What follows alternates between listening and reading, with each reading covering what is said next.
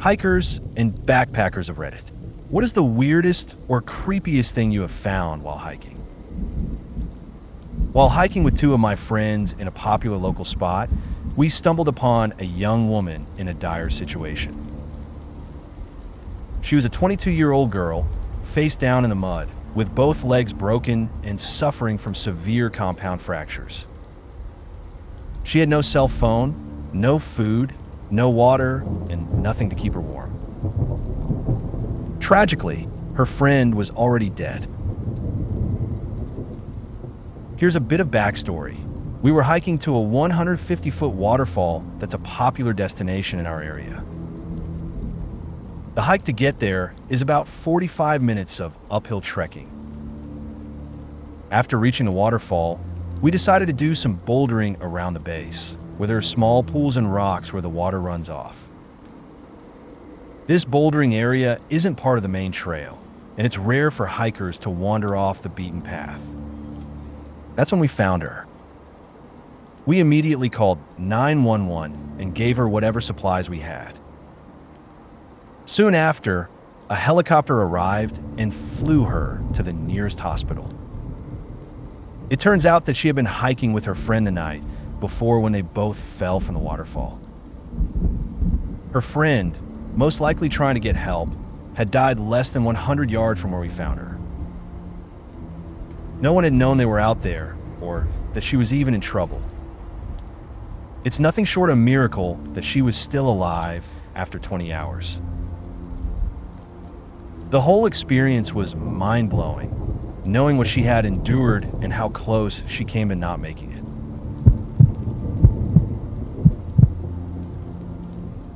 In the middle of nowhere, we stumbled upon the words "per audacia ad ignotum," etched into the snow, with no footprints in sight. The markings appear to be only a few hours old. After some searching, the closest translation we could find was "through audacity towards the unknown." I took my young kids to a cave not far from our house, a popular spot, but we had it all to ourselves. It's an easy walk through, only about 30 minutes without much trouble, and there's a small exit at the far end. The cave was pretty muddy, so we decided to turn around and head back to the entrance. Halfway back, I noticed something strange, a lit candle perched about 8 feet up on one side. It definitely wasn't there when we first passed. Instantly, I went into full protective dad mode, realizing someone might be hiding in the dark, watching us as we made our way back out. I was backpacking in Yellowstone, above the tree line at about 10,500 feet.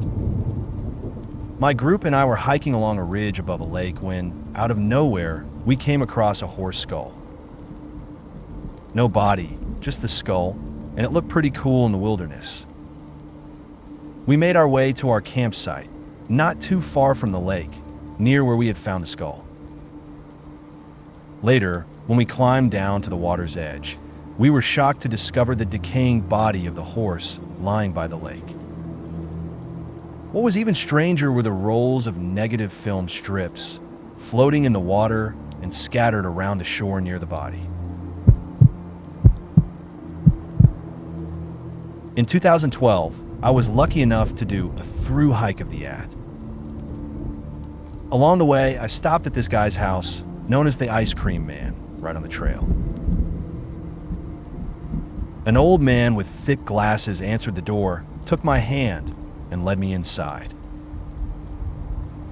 He handed me an orange cream popsicle and then proceeded to read "Where the Wild Things Are to Me" as we sat at his kitchen table. Weirdness level, July 3rd, 10. I've spent a lot of time backpacking and camping across the U.S. and have encountered some pretty strange things along the way. One time, my brother and I stumbled upon what looked like an abandoned trailer park. It gave us the creeps, and we couldn't shake the feeling that something was off. Another time, We came across a tiny, run-down town out in New Mexico that seemed to have one person living in it. There were fresh food and supplies around, maybe only a few days old. We spent a couple of days poking around, hoping to find this person and learn why they were living there, but we never found a soul. In the Ozarks, we discovered something unsettling. The skeletal remains of what seemed to be an unknown number of deer, bucks and fawns, trapped in a barbed wire fence that surrounded a small 10 by 10 area. Some of the skulls were perched on the fence posts, and there was one post in the middle with the decaying remains of what looked like 2 deer wrapped around it, though only 6 hooves stuck out from the wreckage.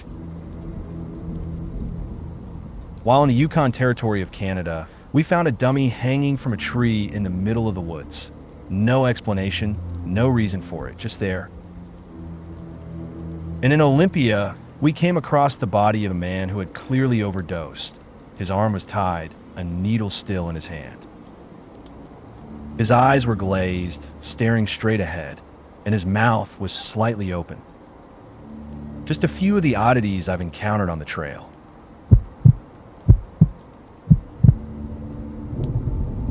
My friend and I picked a remote stretch of national forest in Oregon for a camping trip, partly because of its isolation, partly because of its eerie reputation. A year earlier, a family had gotten lost there. The father was never found, though the mother and child survived.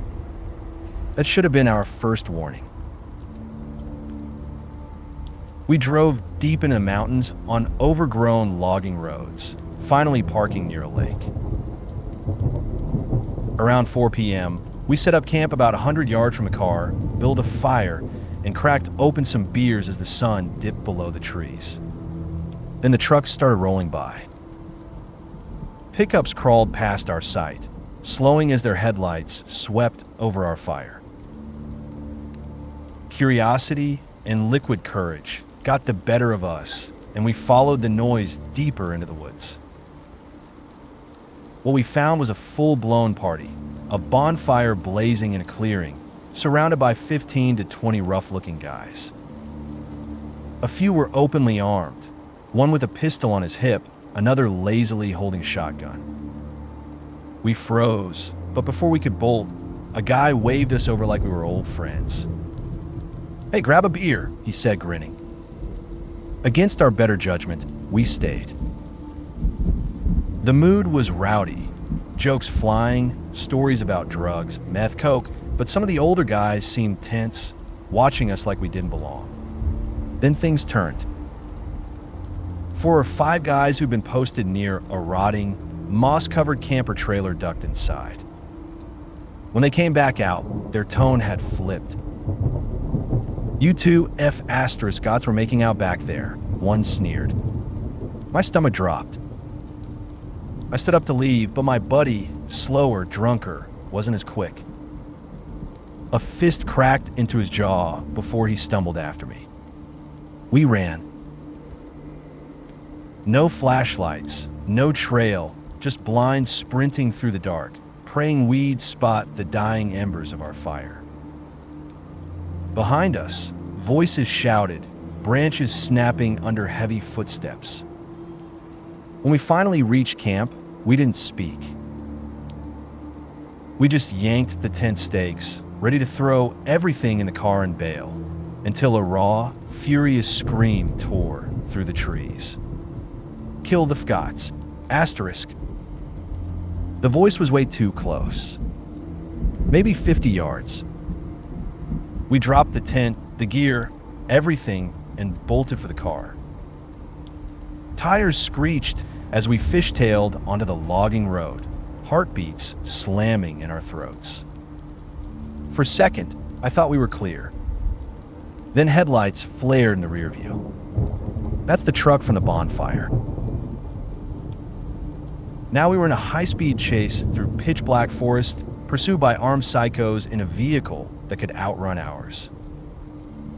The road was a nightmare, narrow, rutted, twisting along cliff edges.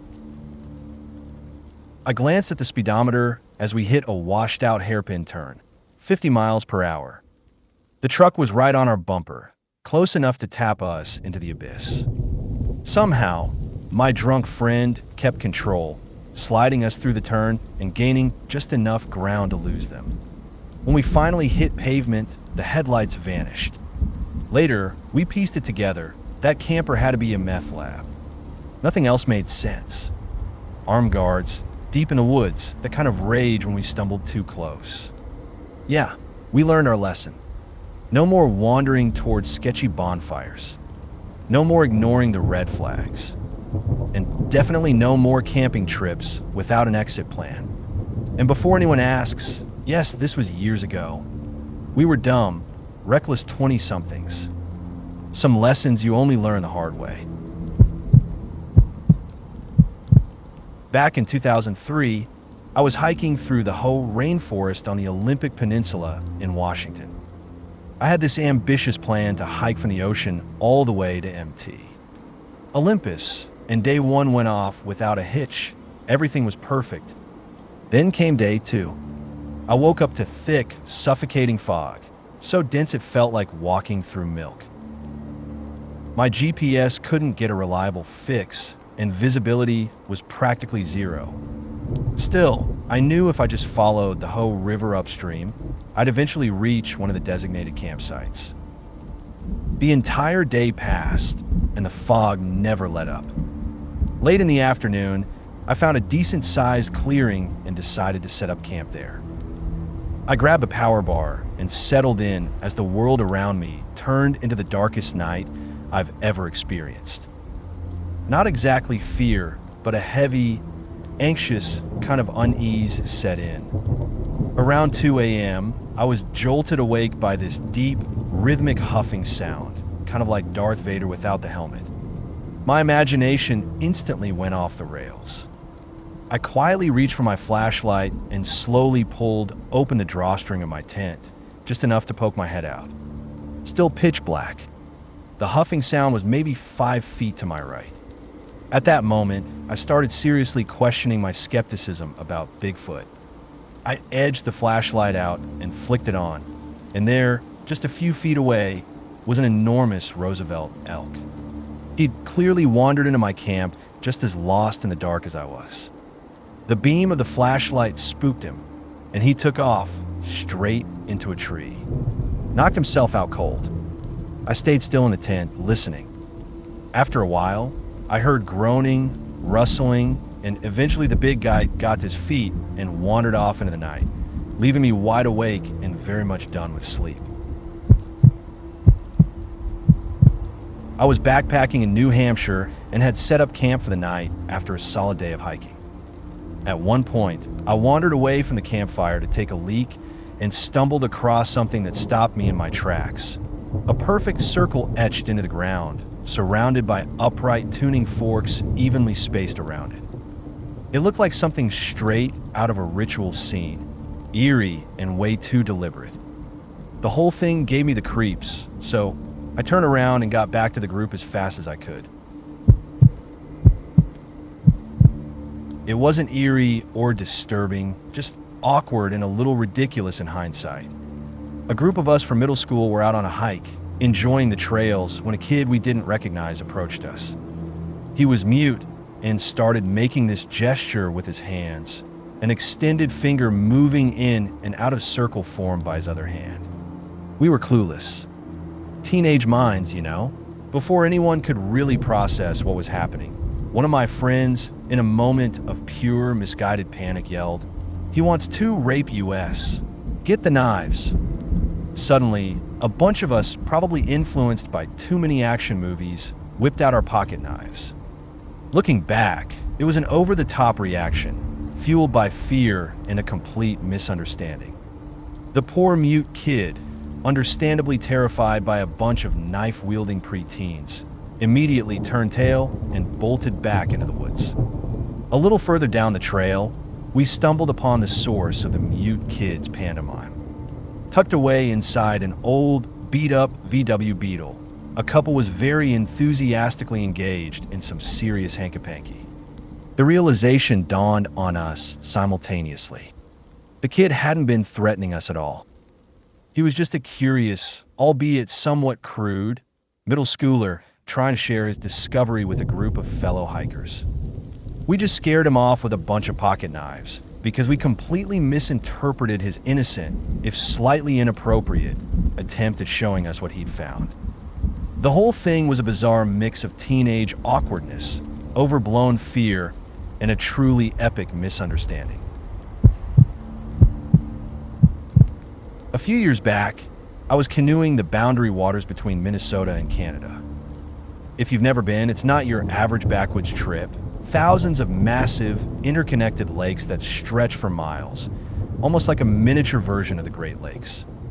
My group had been out for about a week, paddling and camping with no real itinerary, just living off the land, fishing, and exploring.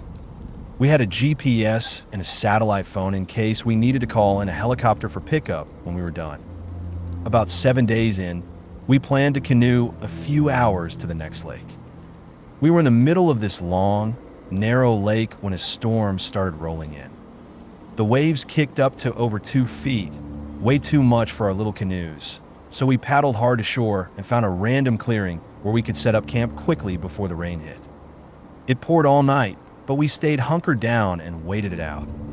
The next morning, the sky cleared and we went walking up the shoreline, maybe 200 feet from our camp, looking for a decent fishing spot.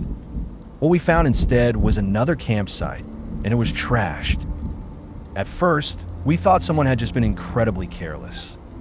The tent was collapsed and torn, clothes were scattered all over the ground, and garbage was everywhere. It looked like a total mess. But then we started noticing things that didn't add up. The food bag was still hoisted 30 feet in the air to keep it safe from bears, but it had been ripped open up there, not dragged down. That was weird. Even stranger, everything was still there. Backpacks, cookware, food, clothes, hundreds of dollars in solid gear for 2 or 3 people, except the canoes. Some of the gear had been torn up, like the tent and a few packs and clothes. But the rest? Just tossed on the ground, completely untouched. It was like whoever had been there dropped everything and bolted without bothering to grab a single thing. The way it was left made it seem like they took off in a panic, maybe with only the clothes on their backs and the canoes. We waited around for a couple of hours just in case someone came back, then called our helicopter crew to check if they had any info or distress calls. Nothing. No one knew of anyone in the area, and there hadn't been any emergency signals. Eventually, we decided to pack up and move camp. But honestly, the mood had shifted. Everyone felt unsettled. A couple of days later, we cut the trip short and headed home. To this day, it's the weirdest thing I've come across in the outdoors. At first, I figured it had to be a bear, but I've seen bear-raided camps before, and this didn't fit. Bears go after food, tear up packs, and are usually easy enough to scare off. This felt different, intentional, and chaotic at the same time. What still bothers me is why half the gear was shredded and the other half left untouched, like someone panicked halfway through and just ran. I've done plenty of other hiking, rafting, and camping trips around the country, and I've never seen anything like it since. While bushwalking in New South Wales, Australia, my friend and I came across this strange rock formation deep in the bush. It looked like some kind of platform or altar. At the time, we just thought it was odd and didn't give it too much thought. Later that year, police arrested a man in connection with the disappearance and murder of several backpackers who had gone missing over the span of a few years. The case dominated the news. A current affairs show aired footage from one of the crime scenes, and when they showed one of these so-called altars found near the grave sites, my blood ran cold. It was the exact same rock structure we had come across. Turns out, these altars were found within a few hundred yards of the victims' shallow graves. The man arrested was Ivan Milat, who would later be convicted as one of Australia's most notorious serial killers. Interestingly, investigators have long suspected that at least one other person may have been involved in the murders, but they were never able to gather enough evidence to prove it. I wouldn't exactly call it creepy, more surreal, But here's what happened. Last year, a buddy and I planned to do the Heart Creek Scramble in Alberta. He has a health condition that flared up, so we decided to keep it simple and just do the regular trail instead. Both of us are climbers and have been to Heart Creek before for some great days on the rock, so it wasn't unusual to see climbers scattered along the mountainside as we hiked. Heart Creek's a popular spot, not just for climbing, but for families out for a nature walk or a picnic. We hiked in, enjoying the day, watching people on the rock. At one point, we passed a couple doing some multi-pitch climbing, calling out to each other, and looking like they were having a great time. About half an hour later, we stopped for lunch, hung out for a bit, and eventually started heading back. On the return trip, I noticed a single climbing shoe lying in the creek. I picked it up, thinking someone must have dropped it. Then my buddy called me over and pointed downstream. That's when we saw them, the same two climbers from earlier. They were lying in the creek bed, still roped together, harnesses on. Both were dead. It hit hard. Just a couple of hours earlier, they were alive, climbing, laughing. Now, this. My first thought was the family we had seen on the trail earlier, a couple with a young daughter who had been playing in the creek just behind us.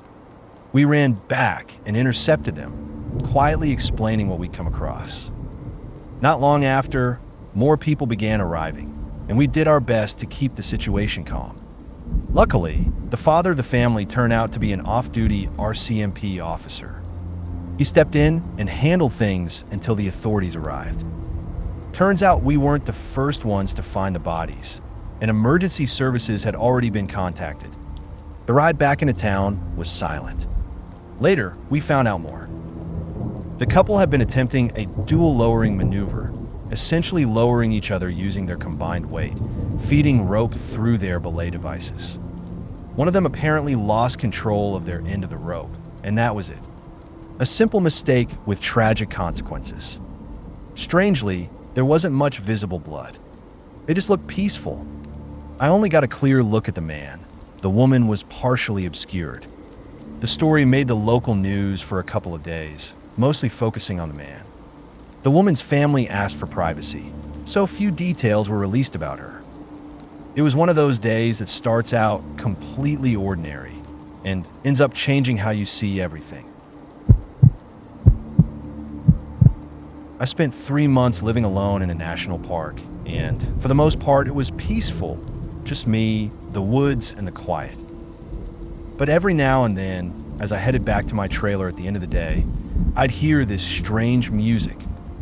It sounded like a music box or maybe an ice cream truck, clear, melodic, and oddly loud, like it was drifting down from above me. It happened more than once, and I could never quite place where it was coming from. One day, curiosity got the better of me. I decided to follow the sound and walk down the dirt road past my trailer, trying to track it. The music kept playing, but I couldn't tell if I was getting any closer. It just floated in the air, directionless and haunting. I was scanning the trees when I happened to glance down and stopped just in time to avoid stepping on a snake. I jumped back, but it didn't move. It was dead. So were the others, about half a dozen copperheads, all stretched out across the dirt road, all facing the same direction, like they'd been placed there. The whole scene felt wrong. I turned back to get my car because there was no way I was walking over those snakes. But by the time I returned with my keys, the music was gone, and I never heard it again. Over the years, I've told this story to a lot of people, and most don't believe me, but I swear it's as true as the sky is blue. Not long after we moved into a new house, my brother and I were out hiking in the backwoods behind our property, just exploring the area. We came across a small clearing, a quiet, open patch of grass, and right in the middle of it was someone crouched down, wearing a blue jacket. At first, we thought it might be a friend of ours we'd recently met in the neighborhood, so I jogged out into the field to say hi. I wasn't wearing my glasses, but as I got closer, I realized this wasn't who I thought it was. It was a grown man, hunched over the body of a deer, repeatedly stabbing it with what looked like a dull or broken stick. Not a knife, just a stick. He looked up and made direct eye contact with me. I froze for a second, completely freaked out, then turned and yelled at my brother to run. We bolted out of there and didn't stop until we were back home, completely breathless and shaken. To this day, I still don't know what that man was doing or why. My dad and I were out camping in the mountains one weekend. We had just set up our tents when we suddenly heard loud, blood-curdling screams echoing from deep in the woods. Being black, we didn't hang around to investigate. No hesitation. We packed up our gear immediately and drove to a different part of the range, joking nervously about mountain folks doing something out of a horror movie. Later on, we stopped by a nearby store and casually mentioned to the clerk that we'd heard some pretty disturbing screams out in the woods. Without missing a beat, he laughed and said, "Oh, that's just the group that comes up here every year for their event." Apparently, it was a regular thing, an adult costume party of sorts where folks dress up in animal suits and, well, let loose. Safe to say, that was not what we expected. I've been waiting years for the perfect moment to share this story. I was hiking alone at dusk on a 5-mile loop in the Santa Monica Mountains near LA. It was quiet, the sun was low, and I hadn't seen another person for a while, until I spotted someone approaching from the opposite direction. As we got closer, something about him seemed oddly familiar. Then it hit me like a bolt of lightning. It was the actor who played James Gumb, Buffalo Bill from The Silence of the Lambs. We passed within 3 feet of each other. He looked at me, and he clearly saw the moment I recognized him. His expression said everything. Tired, a little resigned, almost like he was silently acknowledging, "Yes, it's me. No, I'm not actually a serial killer." Still, I picked up my pace and kept walking. Didn't look back until I was at least 100 yards down the trail. It was a cage. Not like a trap or anything, but large enough to hold 5 to 10 average-sized people. I was hiking in the mountains above the house I lived in at the time, near Missoula, Montana. The hike took about 45 minutes, mostly uphill and off-trail, to reach the spot. The structure was strange. Round steel bars formed the frame, but the walls and ceiling were made of rope instead of chain link. It was set just beyond the ridge line, tucked out of sight, which made me think it was intentionally hidden. There was nothing around it. No footprints, no tire tracks, just the cage sitting there, almost untouched. The rope was undamaged too, which struck me as odd. I couldn't make sense of it, but the whole thing definitely left me feeling uneasy. Edit. I didn't take any pictures. This was about 2 years ago on a day hike. If you're local and want more detailed directions, feel free to message me. I work in the outdoor field and regularly lead trips, so I'm used to being in remote places. One time, I led a group to the top of MT Stringer in North Carolina. It's a tough climb, about 6 miles from the nearest road. I was with a group of 8 middle schoolers and 1 co-instructor. After a long day of hiking, we camped out at the summit, and the night was stunning with a full moon. The kids and my co-instructor settled into their tents, but I decided to spend the night in a hammock. I was really into the book I was reading, so I stayed up well past dark, around 10:30 p.m. Eventually, I turned off my headlamp to settle in. The night was bright, thanks to the full moon, and from where I was lying, I could see the trail we had hiked up. As I lay there, I noticed movement on the trail. My first thought was that it was a bear. Wildlife is common in the area, so I paid closer attention. But as it got closer, I realized it wasn't an animal. It was a person. Now, we were in the middle of nowhere, so it was bizarre to see someone hiking up the trail at this hour with no headlamp or gear. I froze, watching this person get closer to our camp. They finally reached the top of the mountain and stopped. I could barely make out their silhouette in the moonlight, but it was definitely a man. He just stood there, looking around the camp, scanning the area. I watched him for what felt like an eternity, though it was probably only about 10 minutes. Then he turned, sat down under a tree facing our camp. The way he sat up, I could tell he wasn't trying to rest. He just sat there, staring at us. I didn't know what to do. Should I confront him? Should I wake up the others? But I felt frozen. So I just stayed there, watching him as he stared right back at my camp. This continued for hours, with both of us just sitting there, not moving.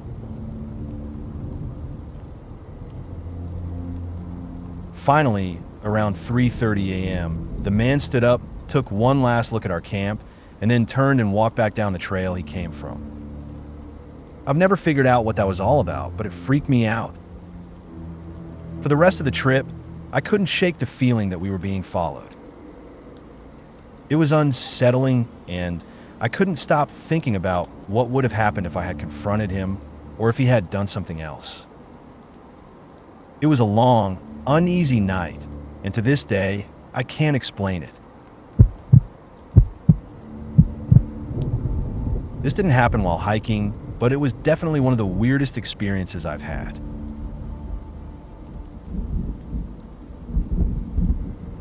A friend and I were driving down an old dirt road out in the middle of nowhere in southern Alabama, past a creepy 19th century cemetery. It was late at night, and it was so remote that even during the day, you'd be lucky to see another car. So when a truck suddenly started tailgating us, we were both pretty freaked out. I tried to speed up, but the truck stayed right on my bumper. I was driving as fast as I could without skidding off the road. It was a small, windy dirt path, think Dukes of Hazzard, but in a Volvo station wagon. But no matter what, the truck wouldn't back off. My buddy, who knew the area well, told me that we were coming up to a T-bone intersection with a paved road. He also mentioned that there was a small dirt road coming off at a sharp angle from that intersection.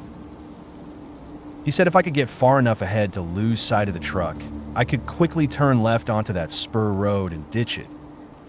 So I floored it and managed to get a little ahead. Just as I'm starting to turn, though, I spot something that makes my blood run cold. Across the paved road, just inside the tree line, there was a figure, an incredibly tall person, completely covered in long hair. I immediately shout, "Holy shit, do you see?" But before I could finish my sentence, my friend cuts in and says, "That big, tall, hairy guy." I turned the wheel hard, took the sharp turn onto the spur road, and we managed to ditch the truck. We both sped off like our lives depended on it, but to this day, we still have no idea what we saw that night. It was like something out of a nightmare, and we've never been able to explain it.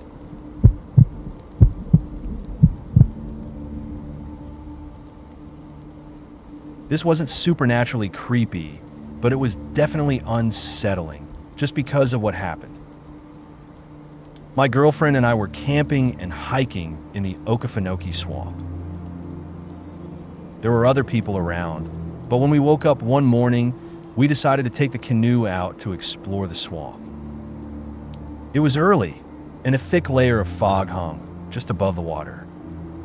The whole place was eerily still. No birds, no animals, not a sound. We paddled along the waterway for a while, but still saw absolutely nothing. No other people, no wildlife. It was dead quiet. We rounded a bend, and that's when we heard it. The loudest, most guttural bellow I've ever heard in my life. It felt like it echoed through my chest. It was like something out of the Jurassic period, a real dinosaur sound. We froze for a moment, looking at each other, a little unnerved. We knew it was an alligator, but we'd never heard one that loud before. Then we looked behind us, and that's when we saw them. At least 20 alligators had surfaced out of nowhere. Their eyes and backs rose up from the water, slowly drifting toward us. We started paddling cautiously forward, but the bellows kept coming, louder and more frequent. They were coming from all around us, behind, beside, and from the thick bushes lining the swamp. Each time we glanced behind, more eyes would appear. More alligators were surfacing, some with their scaly bodies partially out of the water, others creeping through the water from the banks. We could see tails sliding into the water, ripples spreading as these massive creatures moved silently around us. We paddled faster, but it was no use. Soon, it felt like there were at least 40 alligators behind us. And in front, we could see a group of them, 10 to 15 huge reptiles blocking our path. We had nowhere to go. Then, as if on cue, one of the largest alligators I've ever seen surfaced right where my paddle was about to drop into the water. I accidentally hit it on the back of the head, and the force of the thrash was unreal. The massive gator's head slammed against the side of the canoe, and for a moment, I thought we were going over. Water flooded into the canoe as it tipped. The alligator disappeared under the boat, and we held our breath, tried to stay steady. We started paddling like mad, desperately trying to cut through the sea of eyes and scaly backs. The guttural roars continued to echo through the air. With every stroke, we saw more alligators in the water, and the path was getting narrower as they surrounded us. But then, finally, we started to see the path open up. The big one that had nearly capsized us let out one last bellow, and we looked back as we passed it. The giant gator was still watching us, its eyes locked on ours. As we paddled away, all the other alligators began to sink back below the water's surface, fading out of sight. The big guy, though, stayed there for a moment, watching us. It wasn't until we were a good distance away that he finally sank back into the swamp without a sound, disappearing into the dark, murky water. We finally made it to a small bank further up the waterway, pulled the canoe ashore, and sat in stunned silence for a while. We couldn't really process what had just happened. It felt like something straight out of a nightmare. I was out on a geocaching hike deep in the New Mexico wilderness, looking for a hidden cache. As I entered a clearing, I stumbled upon a strange sight: half-built, crumbling concrete structures. Rebar stuck out from the walls like jagged teeth, and there was a dirt road leading to the site from the opposite direction of my hike. I noticed footprints scattered around and some recent trash, suggesting that people had still been using the place. The entire scene had this unsettling, post-apocalyptic feel to it, like something you'd expect to find in an abandoned city. I was hiking alone, and for some reason, everything about the place started to creep me out. I couldn't shake the feeling that something was off, so I made the decision to turn back and retrace my steps out of the area. Later on, I found out the site was actually used as a paintball tournament ground, designed with an urban warfare theme. That explained the eerie vibe, but there was one thing that still didn't add up. There were no signs of spent paintballs or splashes of paint anywhere on the concrete. It was like the whole place had been forgotten, left in ruin. No wonder it had felt so strange to find these half-destroyed buildings out there in the middle of nowhere. I came across an older hiker while I was hiking one of the roughest, rockiest stretches of the Appalachian Trail in Pennsylvania. He was completely barefoot, no shoes, no sandals, just his pack, a hat, and a pair of trekking poles. He was an odd sight, but he was incredibly friendly, striking up a conversation almost immediately. What stood out the most was that he completely ignored any questions I asked about his lack of clothing. Instead, he just kept chatting away, telling stories, and sharing his thoughts as we walked together for a few miles. Eventually, I had to turn back, but he kept going, still deep in conversation with himself, it seemed. Lefty, if you're still out there on the trails, stay weird. The Utah wilderness embraced me as I began my outward bound solo. For nearly 3 weeks, our group had been a tight-knit unit, navigating the rugged landscape together. Now, for a day and a half, I was to experience solitude, a test of self-reliance. They provided ample gear and rations, placing each of us within earshot of a safety whistle blast, though just out of direct sight of one another. I found my designated spot, a small clearing nestled amongst the pines. After setting up my meager camp, a natural curiosity led me to explore my immediate surroundings. That's when I found it. Less than 50 feet from where I'd laid out my sleeping bag lay the gruesome remains of an elk. It was a skeletal husk, picked clean, the remnants suggesting it had been there for a month or two. Thankfully, the dry air had minimized the smell. But the scene itself was stark and unsettling. The skull was a good 3 feet separated from the spine. The legs were nowhere to be seen, and the ribcage looked as though it had been stomped on. My mind raced, cataloging the potential predators capable of such destruction. Black bears? Possible, but generally they're more easily scared off. A firm shout would likely send them packing. Grizzly bears? A far more serious threat. A hungry one could spell real trouble for a lone human. Coyotes? Unlikely to take down an elk of that size, and certainly not a direct threat to me. Wolves? I'd heard their numbers in Utah were low, making this less probable. Mountain lion? The thought sent a shiver down my spine. They were powerful, stealthy hunters. A primal instinct kicked in, fueled by a basic understanding of predator behavior. Carnivores typically don't wander far from a reliable food source. Finding a kill meant the hunter was likely still in the vicinity. And the way this elk had been torn apart, it wasn't a clean, efficient kill. It spoke of power. Furthermore, the scattered remains suggested the predator hadn't just fed at the site. It might have even dragged parts of the carcass. This implied a den or a regular feeding area nearby. My designated solo spot suddenly felt less like a test of independence and more like an unwitting invitation. The sun dipped below the horizon, painting the sky in hues of orange and purple before surrendering to the encroaching darkness.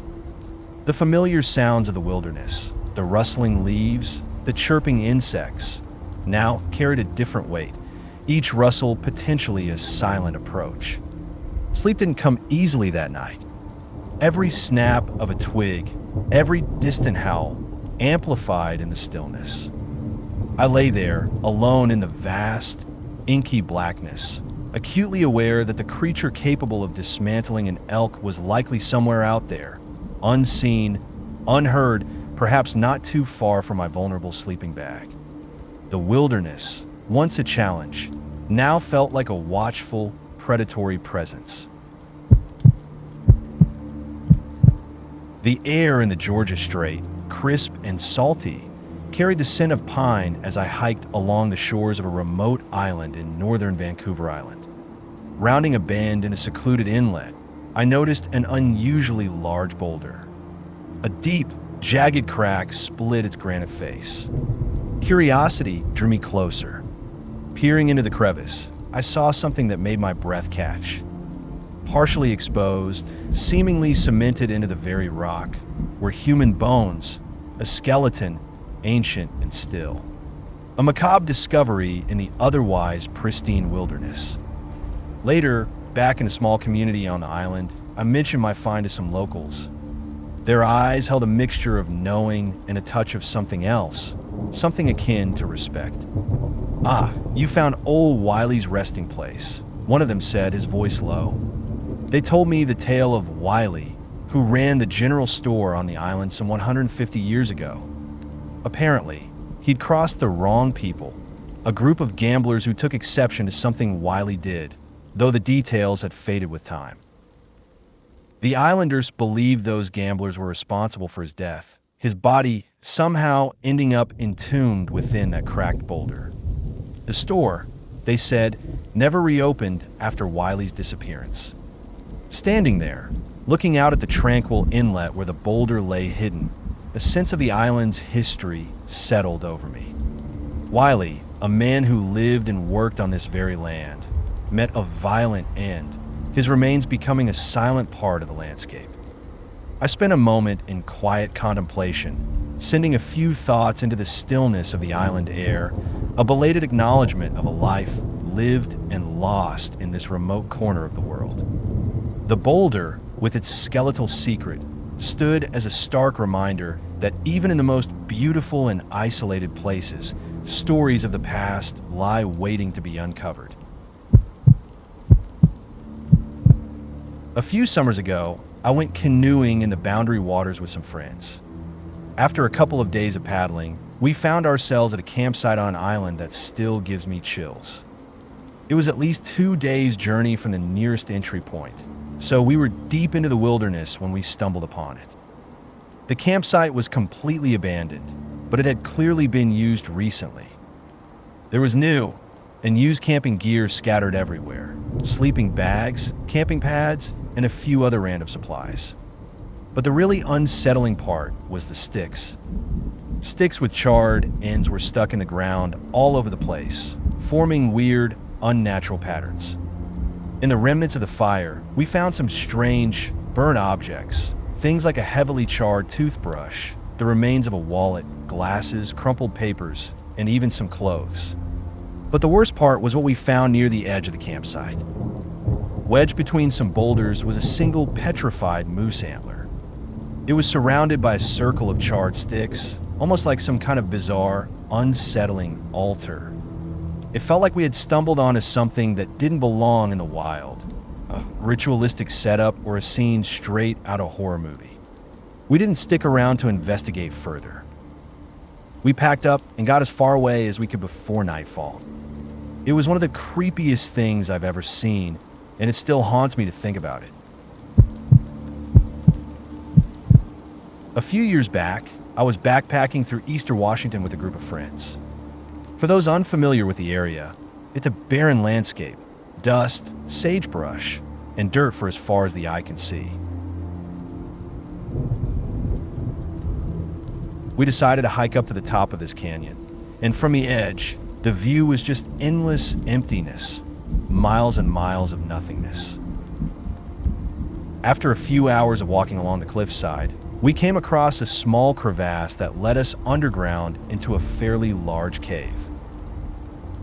Inside the cave, we found tiny bones scattered around, mostly mice and bats.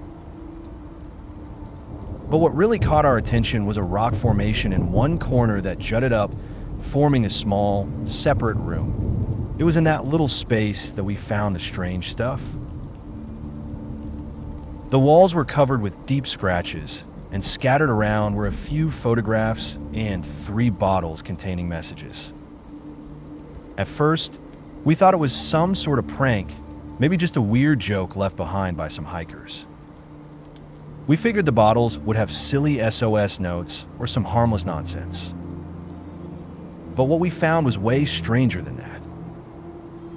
The photographs were completely ordinary, just family shots, people smiling, typical snapshots you'd expect.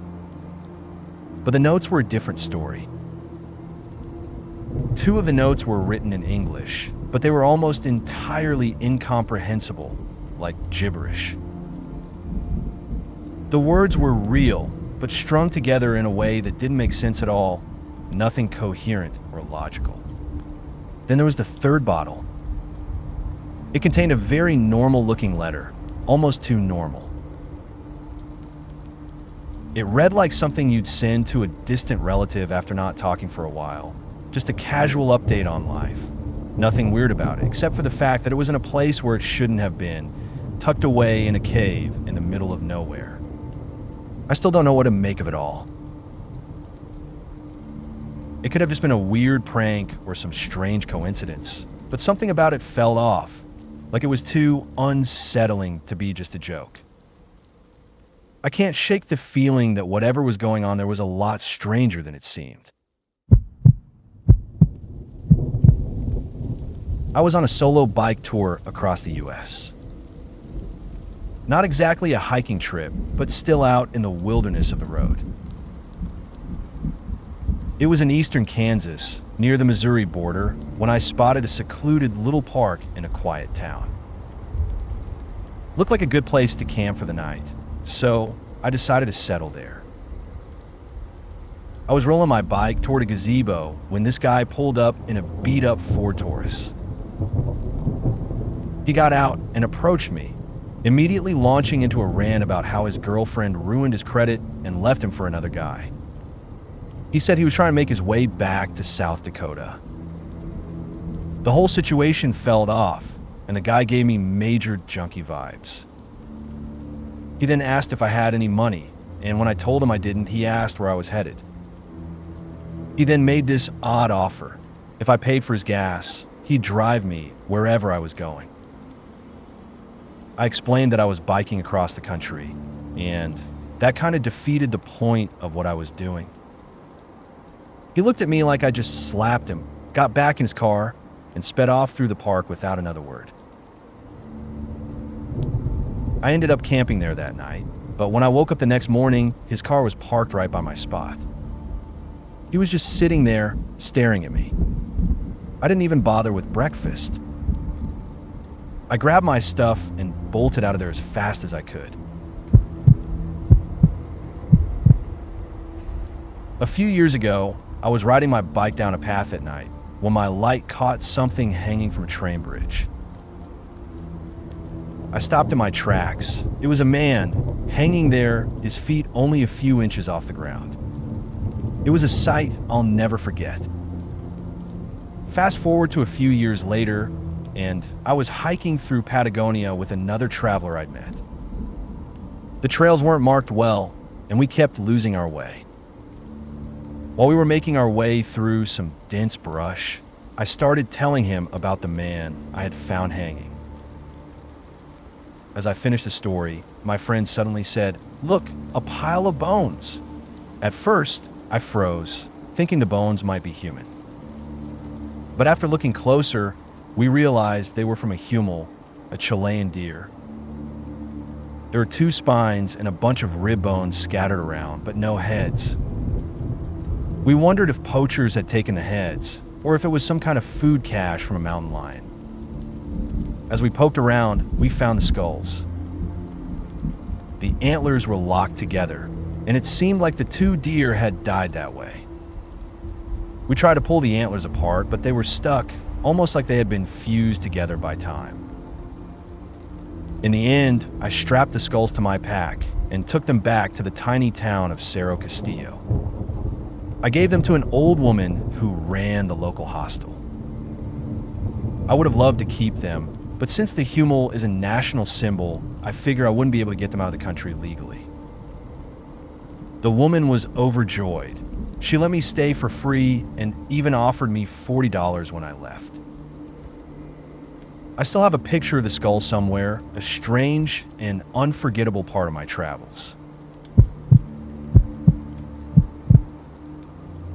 Years ago, while backpacking across Western Europe, I found myself just outside Barcelona, hiking in the foothills of Mount Tibidabo. I had been walking for a while, and as I reached the end of a trail, I came upon a clearing. Before me lay a secluded lake surrounded by towering trees. The air was perfectly still, and the silence was almost otherworldly. It was breathtaking. As I stood there, taking in the peaceful scene, I noticed something across the lake. A woman, bathed in the soft light, was standing in the water, washing herself. What struck me the most, though, was that she was crying. It was such a raw, intimate moment, one that felt strangely out of place in the stillness of that hidden place.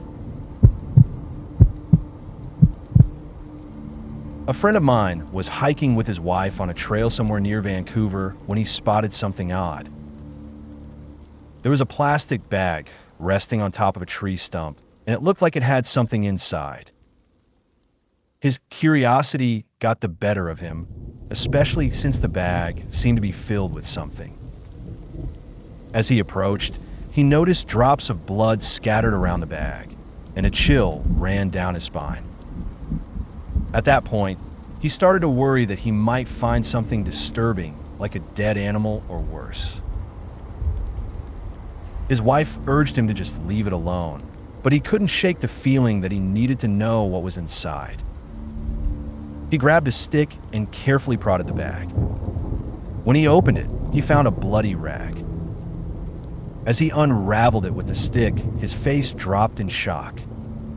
Inside was a large, bloody dildo.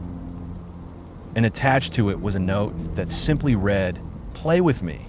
Needless to say, he quickly backed away, his curiosity more than satisfied. If you made it to the end of the video, thanks for watching. Don't forget to like, subscribe, and share, and we will see you in the next video.